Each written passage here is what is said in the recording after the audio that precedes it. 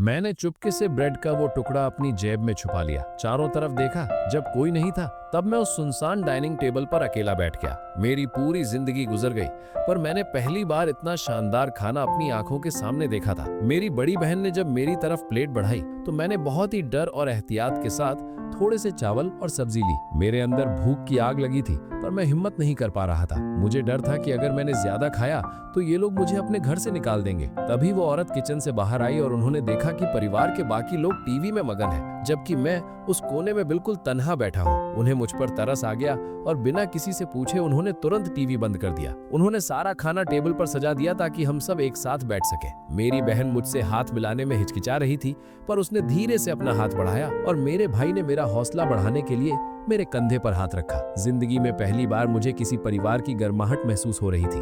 मैंने हैरानी से अपनी आंखें खोली, पर जैसे ही उनकी नजर मुझ पर पड़ी, मैंने डर के मारे दोबारा आंखें मूंद ली। मेरा अतीत पास्ट बहुत ही भयानक रहा है। मैं बचपन से ही सड़कों पर ठोकर खा रहा हूँ। मेरी माँ एक नशेड़ी थी और बाप का चेहरा मैंने कभी देखा तक नहीं। सिर्फ 3 साल के अंदर मुझे 10 से ज्यादा घरों में भेजा गया, पर किसी ने मुझसे कभी प्यार नहीं किया। जब मैंने अपने नए पालक माता पिता को मेरे ऊपर झगड़ते सुना तो मैं वापस सड़कों पर आ गया। रात को लॉन्ड्री रूम में सोता और लोगों का बचा हुआ पॉपकॉर्न खाकर पेट भरता था। लेकिन इस परिवार के आने से मेरी किस्मत पलट गई। उस दिन ठंड इतनी थी कि हड्डियां कांप रही थी और मैं सिर्फ एक टी-शर्ट में सड़क पर चल रहा था। उस औरत ने जब मेरी हालत देखी तो उन्होंने गाड़ी रोकी और मेरा पीछा किया। शुरू में उनकी सख्त नजर देखकर मैं सहम गया था, लेकिन उन्होंने सबके खिलाफ जाकर मुझे अपने घर ले जाने का फैसला किया। घर पहुंचकर उन्होंने मेरे लिए एक नरम सोफा तैयार किया। मैं वहां बैठा बस हैरानी से सब देख रहा था। मुझ जैसा गरीब लड़का आज एक इतने बड़े बंगलों में था। सोते वक्त उन्हें थोड़ा डर भी लगा कि एक अजनबी को घर लाकर कहीं उन्होंने गलती तो नहीं कर दी। क्या मैं सामान चुरा लूंगा? उनके पति ने उन्हें समझाया कि कल सुबह तक सब साफ हो जाएगा।